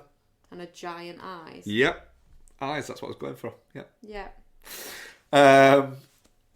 We did that one. What? We did that one. What? That you were on a second ago. We did that one last week. No, we didn't. You were on that one. You were on that one. I don't think we did we? Pretty sure we did. I don't think we did. Let me double check. Well, you can do the other one then while I'm checking. See if we did that. I mean, there's not really that much to say about this one. We've discussed it many times. We watched Total Recall with Arnold Schwarzenegger. Did I just say that wrong? It was Total Recall. It's very, very fucking good. What have you been feeding that thing? Blondes is a classic line of cinema. Yeah. It's just great. It's just before cinema started, just when it was still using like practical effects, sets and practical effects, yeah. and it just looks fucking great. But yeah, it's better for it. Yeah. I mean, even though they're a bit not great, they look better than that would look if it was CG. Yeah. So we had talked about the movie that you said. Yeah, fuck you. But we watched the sequel. We watched Kick-Ass 2, didn't we? We did watch Kick-Ass 2. Yes. It's not as good as Kick-Ass 2. No, it's not. It's not even that good, really. I think, right, low-key, we all got tricked with Chloe Moretz. What do you mean? She's shit. I don't think it's helped by the fact that Jim Carrey clearly got bored halfway through filming and went, I don't want to do this anymore. And so they just had to kill him off. Aaron Taylor-Johnson's doing a lot of the heavy lifting here. Chloe Grace Moretz is no longer a cute kid, is now a weird, like, teenager. And Christopher Mintz-Plasse was never good. No. It should never have been a thing post-McLovin. I don't think even that wouldn't be that much of a loss, would it? It's not very good. It's Kick-Ass 2. No, it's not. We watched The Burbs, didn't we? We did watch The Burbs. We don't need to say. We don't say much about Burbs. It's a fucking masterpiece. It just is, yeah. We also watched Clueless, didn't we? We did. Yeah. What do you think of a rewatch? Yeah, it's Clueless. It's a classic of the genre. Yeah. To be fair, it's. There's some problematic shit in there now from a scripting point of view that you wouldn't get away with now, but it's not anything that teenagers don't really say. Yeah. It's just Hollywood movies just want you to think that all teenagers are super woke, and they're not. They're not they're not all speaking in that way. Yeah. Like, I started watching a movie today, which I'll speak about next week, with Triangle Face in it, and everyone is insufferable. Yeah. And it's because they're all speaking how they're expected to speak. How people in their mid-40s think that teenagers speak. Yeah. And as somebody who spends a lot of time with teenagers at work, that's not how they speak. But they're all actually, most of them are actually alright. Yeah. Yeah. I really enjoyed the rewatch of this. It's good fun. They are. It's weird now watching it from the point of view of a parent, of somebody who has been through that age. Yeah, it's kind of quite weird. She was never quite a share, was she? No, she wasn't. But it's still, there's elements that you pick up on and go. Yeah. It's quite funny the selfishness that that it's not realised that it's selfishness. Yeah. No, but very, very good. Really enjoyed my rewatch. It is weird that Paul Rudd just still looks the same. Yeah. That is weird, yeah. But it's 30 years ago. Yeah. I don't want to talk about this one. You can talk about it. No, you can talk about this. No, I'm not talking about it. You've got to. I still haven't quite got my head around it. So we watched, I'd seen this before, on Laserdisc. Why didn't you warn me? But Bex hadn't. We watched the Walter Hill film, Wild Bill, which stars Jeff Bridges, Ellen Barkin, John Hurt, Diane Lane, Keith Carradine's in there, Bruce Dern's around, and David Arquette's around. And effectively, it is about Wild Bill Hickok and the tales of his life. What did you think, Lex? Well, after half an hour, I said to you, this is less a movie and more a series of vignettes about why you shouldn't touch a man's hat. And I think that probably tracks. Yeah. Yeah. I mean, it's less a movie than a curiosity. It's not a film. There's not a narrative flaw. Not really, no. A fun thing is that, and I was saying this to Bex, is Walter Hill has often said that people come up to him and sort of say, "Oh, it's a real shame that the studio cut Wild Bill to shreds and it ended up being like this, not quite your vision for it." he said, I never have the heart to say to them, nope, that's the film that I wanted to release. It wasn't cut to shreds by the studio. It just we took a chance and people didn't get it. So I just go, yeah, it was, yeah. I did feel really sorry for Ellen Barkin though when she finally was getting dicked. Yeah, she's finally getting dicked, and then they came in and ruined it for her. Yeah, there's literally a point where he gets ambushed whilst he's fucking Ellen Barkin on a bar table. Getting absolutely railed over a table. Yep. Having a lovely time. Yep. She plays Calamity Jane. And is it David Arquette that comes in? Yep. And ruins it. And ruins it all. Yeah. Just a very, very confusing state of affairs. I couldn't... Like, it's not shit. Nope. And I don't know whether I would watch it again. Probably would watch it again to see if I can make any more sense of it, but I couldn't recommend it to anybody. I wouldn't want to lose friends. I enjoyed it. It's fun. It's batshit. Looked at it and was like, yeah, Walter Hill, Jeff Bridges, decent cast, cowboys and shit, love that. Yeah. What can go wrong? I was wrong. Yeah. The fact that it's closer, this could sound wild. The fact that film is closer to something like Lightning Jack with Paul Hogan than it is to Tombstone is wild. It did make me want to rewatch Tombstone as a palate cleanser. Yeah. So yeah, that's what we've watched. Yeah. Yeah. Right. We have another feature review. Another fucking feature review, motherfuckers. Been too good to you. Yes. So yeah. Nosferatu, written and directed by Robert Eggers, and stars Bill Skarsgård, who I didn't know was actually in it until afterwards. Until after the movie, yeah. Nicholas Hoult, Lily Rose Depp, Aaron Taylor-Johnson, Emma Corrin, and Willem Dafoe, and literally centre backs. Wait, who the fuck was Bill Skarsgård? Didn't know. Well done. What a picture. To be fair, even knowing it was him, like, and staring into his face, you can't tell it's him. Nope. A gothic tale obsession between a haunted young woman and a terrifying vampire infatuated with her, causing untold horrors in its wake. Yeah. Basically Bram Stoker's Dracula, but without the rights. I described it to my co-worker as Dracula, but where Mina Harker has more agency, it's kind of like a feminist Dracula. Yeah. Ian, Nosferatu. Yo. Go on. Yeah, good. We see Simons McBurney. We do see Simons McBurney. Yeah, look, I liked it. I don't think I loved it as much as I was hoping to. There's some incredible imagery in it. There's some standout sequences in it. Nicholas Hoult and the ghost carriage ruled. And his first meeting with Nosferatu was great. I liked everything about the Hoult in the castle stuff. I felt that Lily Rose Depp seemed to be cast because she can convulse real good. Yeah.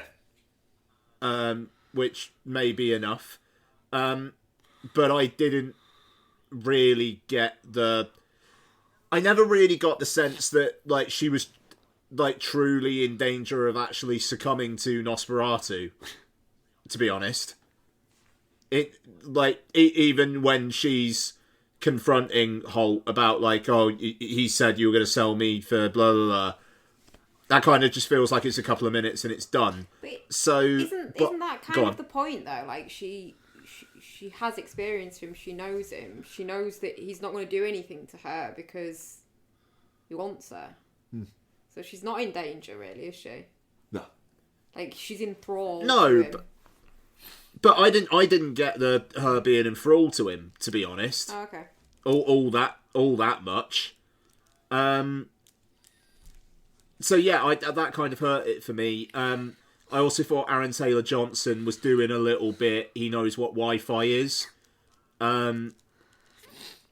He took me out of it a little bit, to be honest. And I usually quite like Aaron Taylor-Johnson, but I Yeah. I thought he was very good in it, but what I will say is I think that Aaron Taylor Johnson's character went on to invent sunglasses. Fair. Because Yeah. because he seems like everything he'd be like,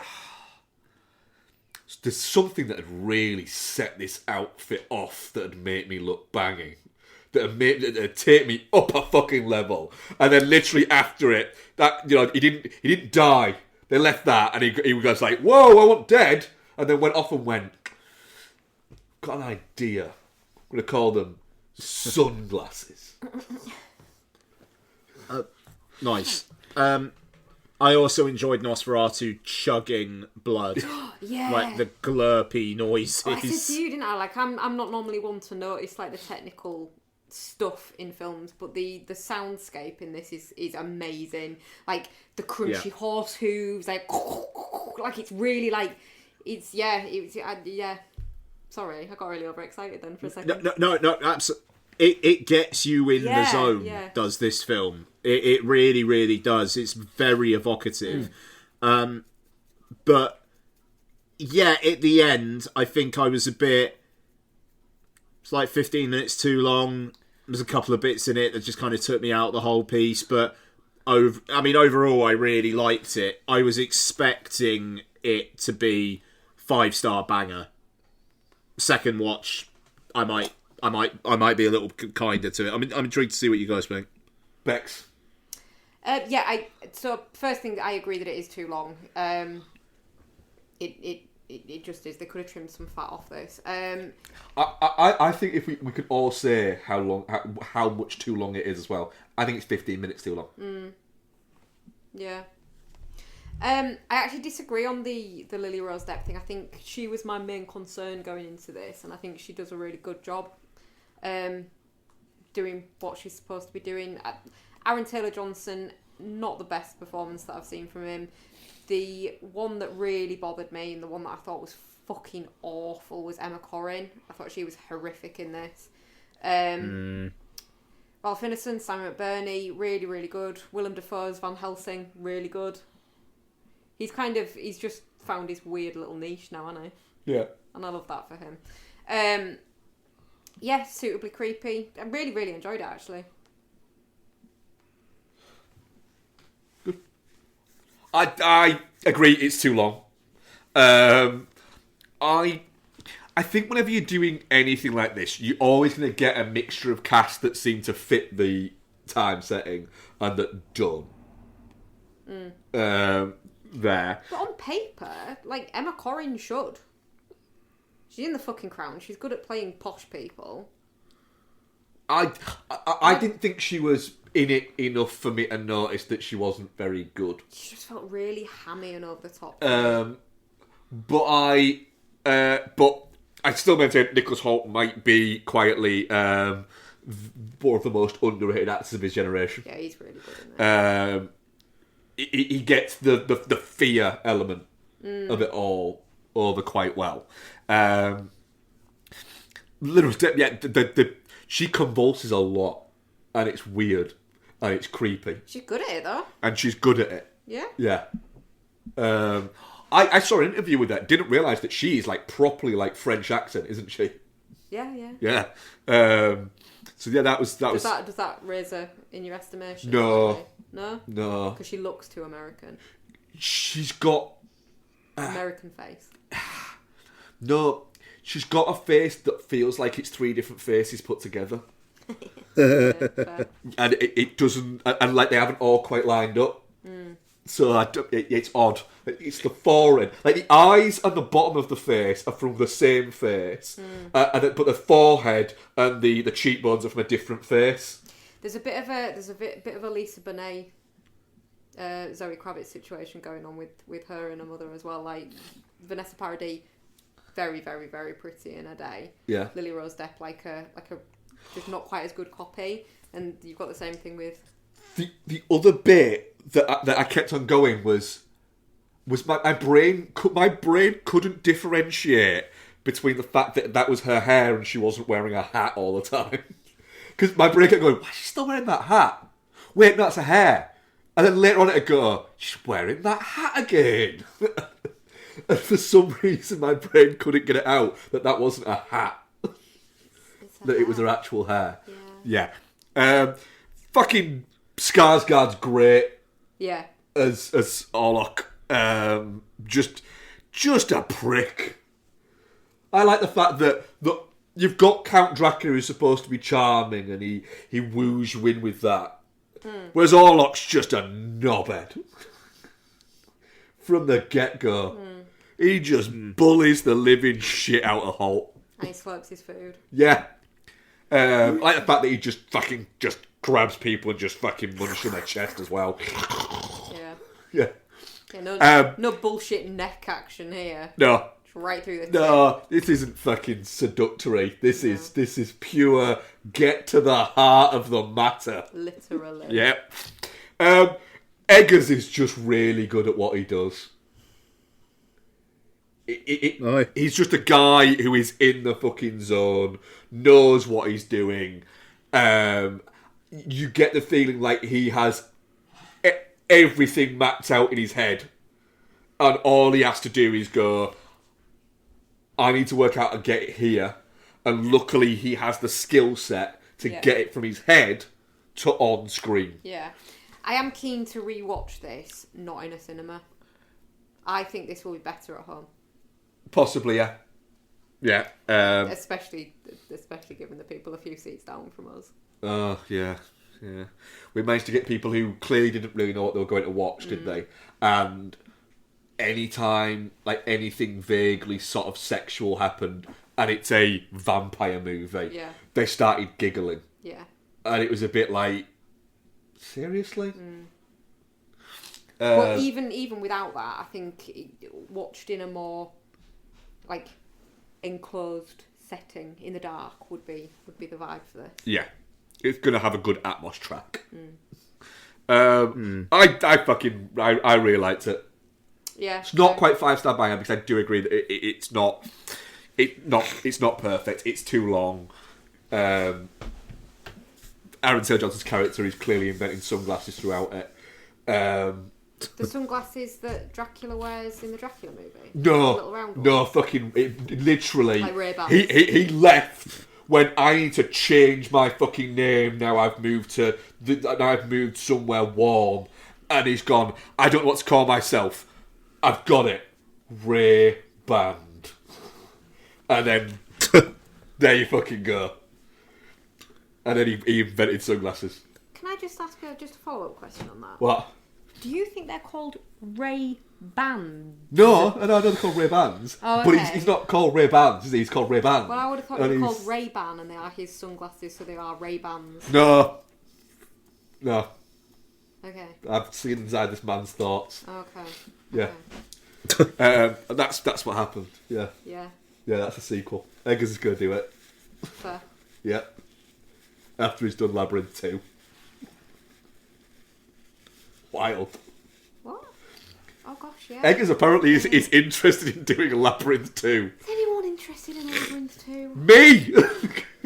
if Eggers does it. It'll be great. Yeah. Let's fucking go. Yeah, I really like it. Imagery is fantastic. Like you said, the haunted carriage sequence. Rules. It's just... It is, you watch it going, God, you're good, Eggers. You're really fucking good at what you do. And he knows it. Like, he's so confident in his filmmaking that it's Tarantino levels of, I've got this idea, I'm going to do it. Oh, we're not sure. Oh, no, I wasn't asking permission. I'm saying I'm going to fucking do it. It's going to be fucking cool. Watch me. Yeah. And that's it. And the fact that whenever you see him in interviews, he just comes across as just like a really nice dude.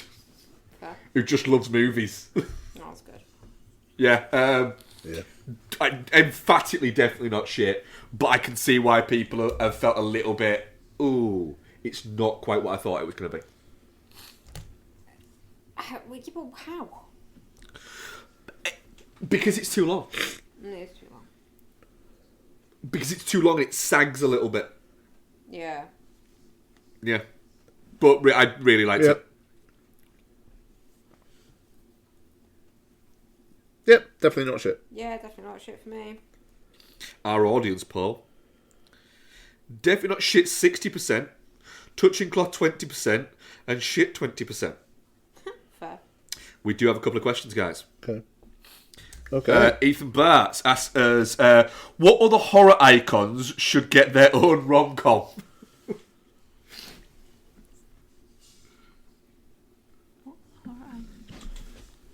I don't get why it's confusing me that much. I mean, I'd like Jason to find someone.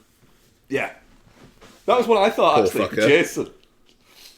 Yeah, I just feel sorry for him. I, Like, he's got a really tragic backstory. what I'd like is for, like, somebody to turn up and manage to just kind of get him in the right mood or get a beer to him before he starts murdering everybody. And it's just... It just then ends up becoming just like a fun, wacky, like, proper dirty rom-com that is just sat at a what is it, camp? A summer camp. Fair. It doesn't end up becoming a horror. Starts like a horror, but then it's daytime and he's just frolicking around having a good laugh and meets a girl. Sadako off of the Ring movies. Fucking hell. I reckon a bit of acceptance and a good dicking should be alright. You reckon? Yeah. Fair enough. And Dylan Black Lanterns asks us, which Bridget Jones film do we think Mark is going to like the most? I mean, he's a fucking idiot, isn't he? So probably all of them. Probably the new one that looks shit, that's got a peacock or whatever it's on. No, it's getting released in the UK, in cinemas in the UK. Is it? Why? Why would they do that to us? Just put it on fucking streaming. No one wants it anyway. Oh, there will be a lot. I don't know, mate. I think plenty of people want Yeah, it. there will. Gross. Yeah, there will be a lot of post-menopausal dry seats in that house. Rough. That's what It they will say. be, yeah. Vibes. Yeah. Oh, fucking hell. All those Tesco extras near fucking cinemas. They're going to be fucking selling out a fucking lube. I think the one you're probably going to like the least is probably like the previous one to this. 'Cause I think that's about kids. I think it's got a Ooh. baby in it. I think she's having a baby. Yeah, but Noel's in it. True. So I can fully DiCaprio meme when Noel turns up. Yeah. I mean, I've only seen the first. I thought you hadn't seen any of them, you said, the other week. No, actually, I haven't. Oh. No, I've seen lots of clips from the first. Alright, fair enough. Ian, what are we covering next week? We are... Hang on, what the fuck are we covering? Isn't it? What's out this week? Oh, Baby Girl. yeah, so A Real Pain's out, Oh, yeah. so we could cover that. Yep. And then Baby Girl's the other one, which I know we've been relatively ambivalent on. Yep. I mean, if you boys want to go and watch Nicole Kidman get finger banged over a table, you are quite welcome to. I will not be watching that movie. I think I might go watch that, yeah, yeah. of course you will. That is completely up to you two, but yeah, I will be getting involved in that. I think I will. I think it's maybe the film we all need right now. I don't think it is. Nice. But yeah, I'm also looking forward to Real Pain. Yeah, totally. Yeah. Yeah. Cool. Yeah. Right. That was episode 568 of Film Bastards. Thank you very much, Rebecca. Thank you very much, Mark. Oh, is it you? Are Thank you very hosting? much, Is Ian. that why it's chaotic? I don't know what you mean. Fucking hell. Thank you very much, Ian. Thank you very much, Jason. And thank you very much, dear listeners. We should be back next week with Nicole Kidman getting finger banged and Jesse Eisenberg's directorial debut. No, it's not his directorial debut. Is it not? Is it another one? He's got another one. Did he? Nah, Yeah. he did. Yeah, he did another What one. did he do? The one that I've been watching. What's it called? It's called... Clearly left an impression. No, it's called When You're Finished Saving the World, I believe. Yeah, that sounds right. Something about the world. Yeah. Yeah. So it's his... What is second? Is it sophomore? Sophomore effort, yeah. Yes. Yeah. Right. That's us. But When You Finish Saving the World is currently insufferable, so I don't know. I really need a pee. Bye. Bye.